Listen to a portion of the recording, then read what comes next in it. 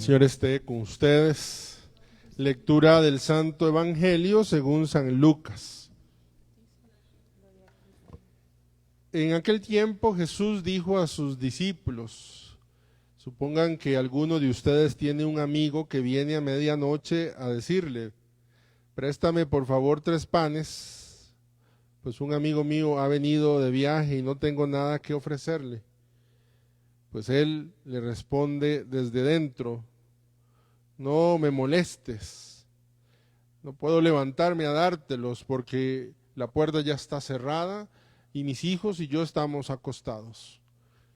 Si el otro sigue tocando, yo les aseguro que aunque no se levante a dárselos por ser su amigo, sin embargo, por su molesta insistencia, sí se levantará y le dará cuanto necesite. Así también les digo a ustedes: pidan y se les dará, busquen y encontrarán, toquen y se les abrirá, porque quien pide recibe y quien busca encuentra, y al que toca se le abre. ¿Habrá entre ustedes algún padre que, cuando su hijo le pide pan, le dé una piedra? ¿O cuando le pide pescado, le dé una víbora? ¿O cuando le pide un huevo, le dé un alacrán? Pues, si ustedes, que son malos, saben dar cosas buenas a sus hijos, ¿cuánto más el Padre Celestial les dará el Espíritu Santo a quienes se lo pidan? Palabra del Señor. Por las palabras del Santo Evangelio.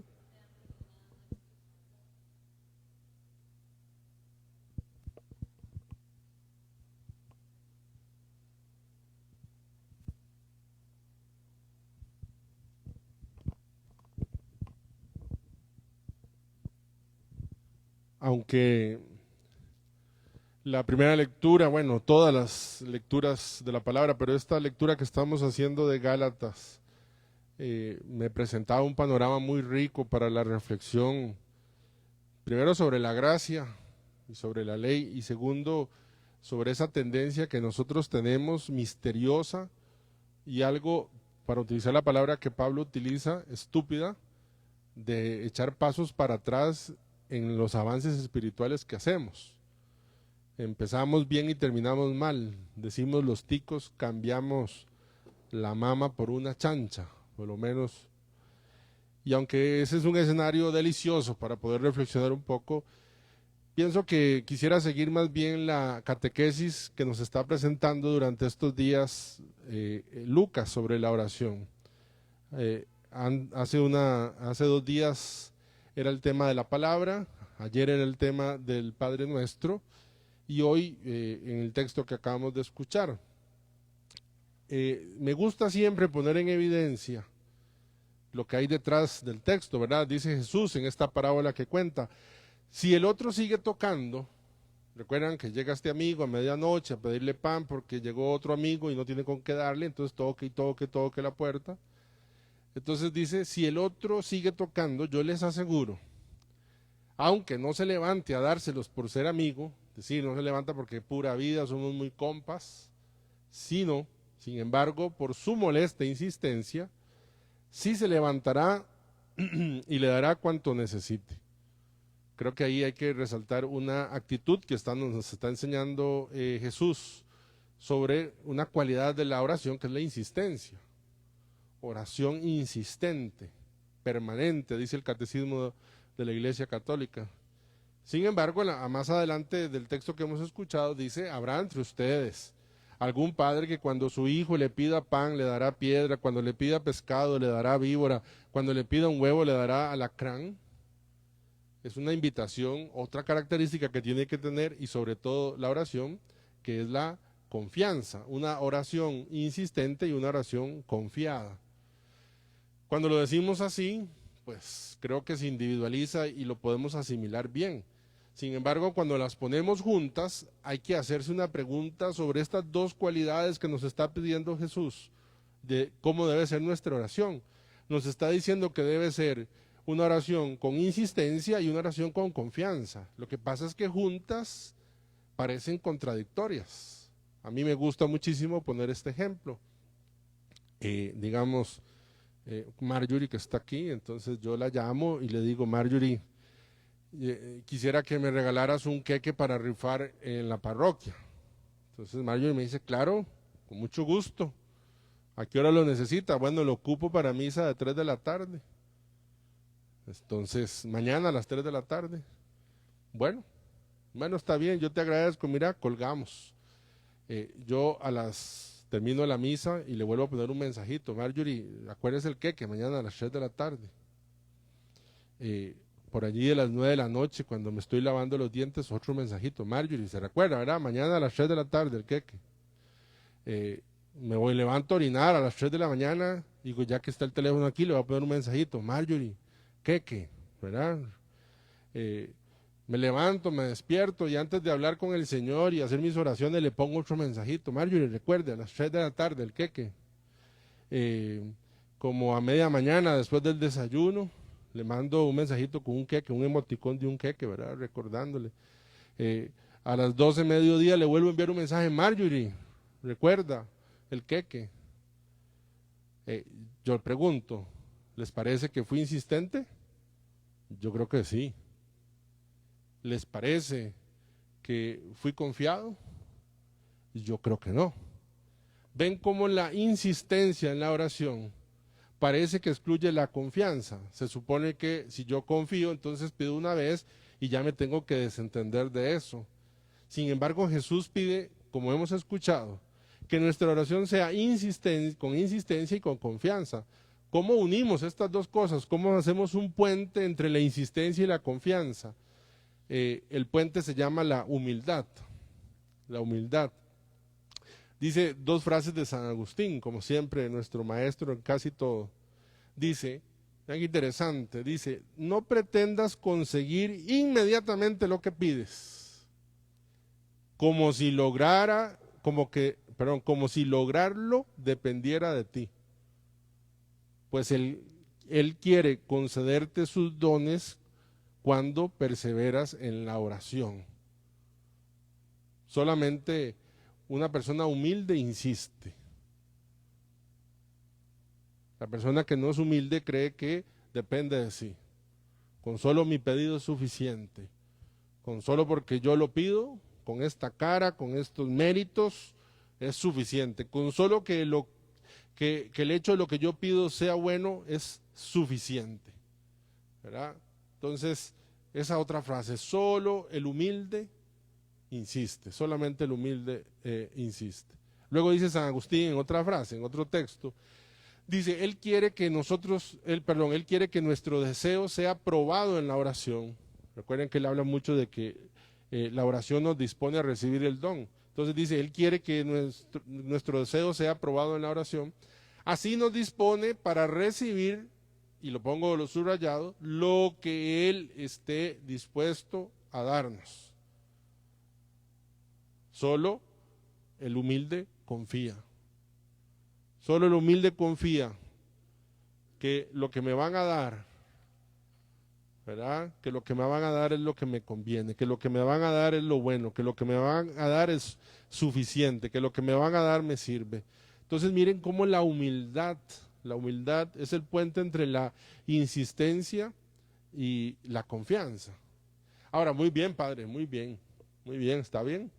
Sin embargo, no podemos quitar que el Señor haya dicho esta frase. Yo creo que leída mal, esta frase nos llena de una falsa esperanza. Yo me imagino, imagínense el papá que está con su hijo enfermo en el hospital y alguien le manda esta cita bíblica de este texto de Mateo 22, diciendo, pidan y se les dará, busquen y encontrarán, toquen y se les abrirá, porque quien pide recibe, quien busca encuentra y al que toca se le abre. Pues mi alma. Y agreguémosle ahí, palabra de Dios, te alabamos, Señor. Lo que pasa es que esta frase, sacada así de contexto, posiblemente nos puede llevar a un descontento, a una decepción. ¿Cómo que pidan y se les dará? He pedido hasta la saciedad. ¿Cómo que el que busca encuentra? He buscado hasta el cansancio. Y entonces nos puede meter a nosotros en una decepción. Disculpen que sea tan ordinario, y mencione una película, Todopoderoso, de Jim Carrey.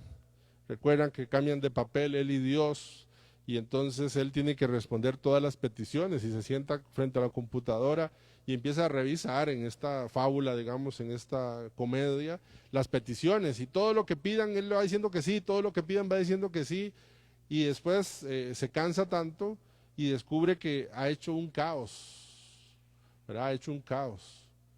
A mí cuando vi la película, bueno, es que me río un poco de las tonteras que hace, pero tiene una verdad en el fondo.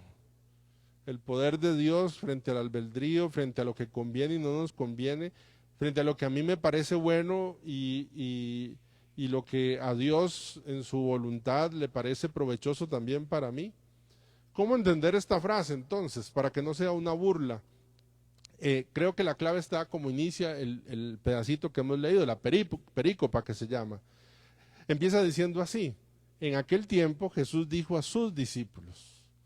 Es decir, esta frase está dicha para sus discípulos, no para alguien que se topó, no para alguien conocido, sino para sus discípulos, sus discípulos. Y el Evangelio de Lucas, a partir del capítulo 9, tiene la característica de presentar el discipulado como un camino. Les pongo dos citas, por ejemplo, en Lucas 9 dice, mientras iban de camino, uno le dijo, lo hemos leído hace unos días, aquellas vocaciones frustradas, recuerdan.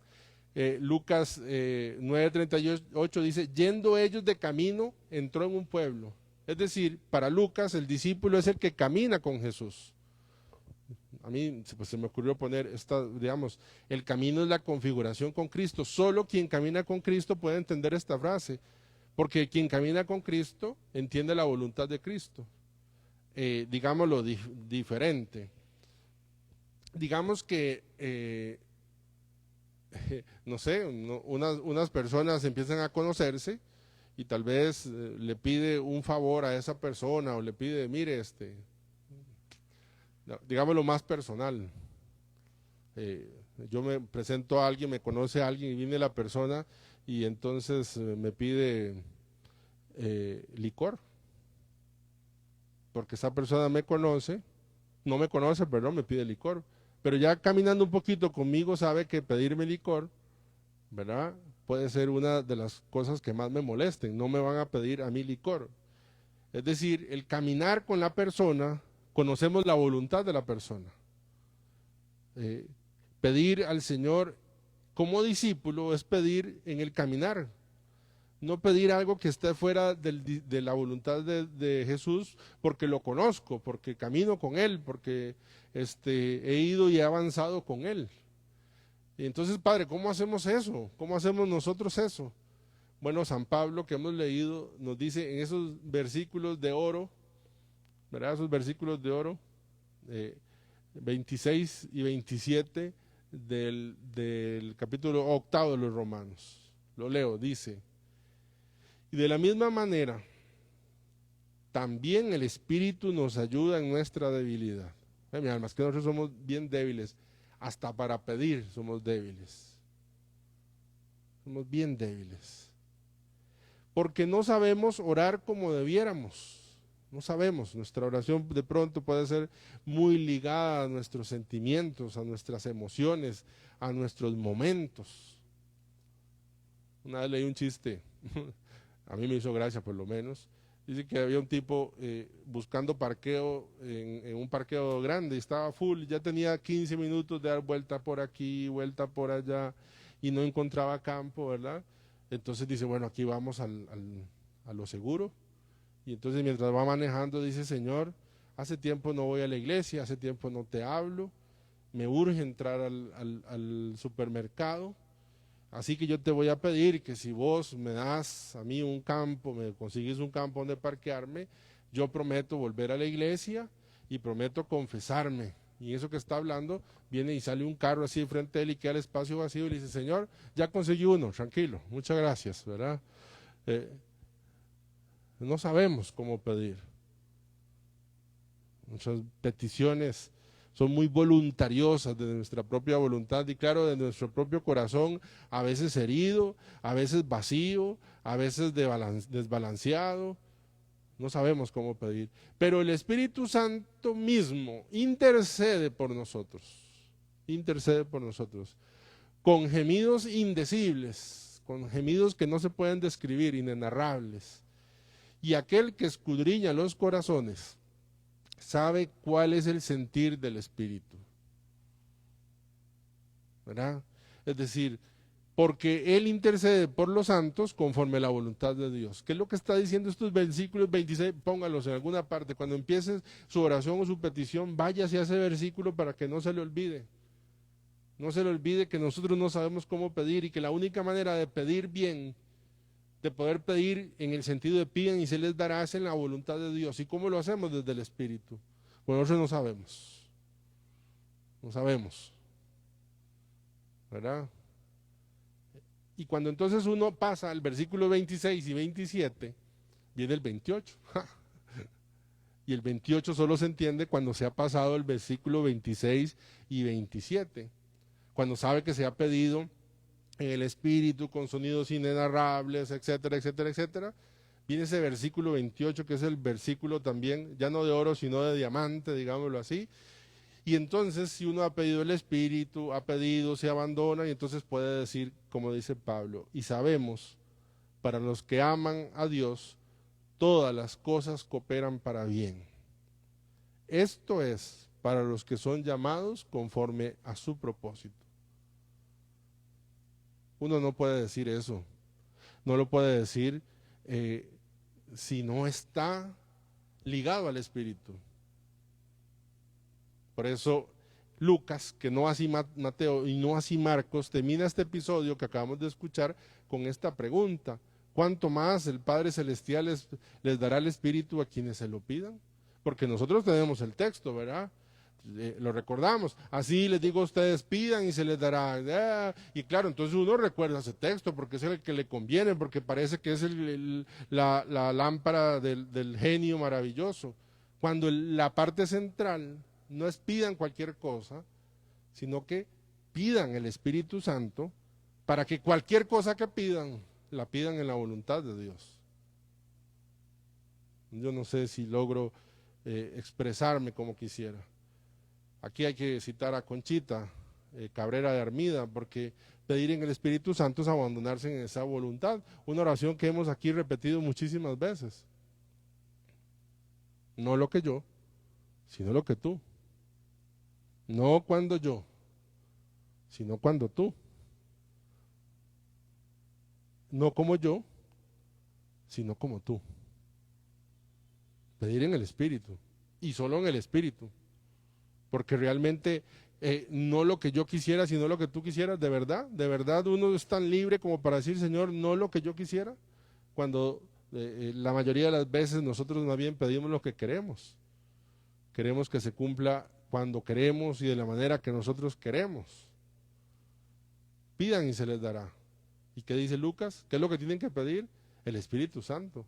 Y si el Espíritu Santo el Padre no se los va a negar, y si tienen el Espíritu Santo, nada que lo pidan al Padre, se les va a ser rechazado porque pedirán en la voluntad del Padre.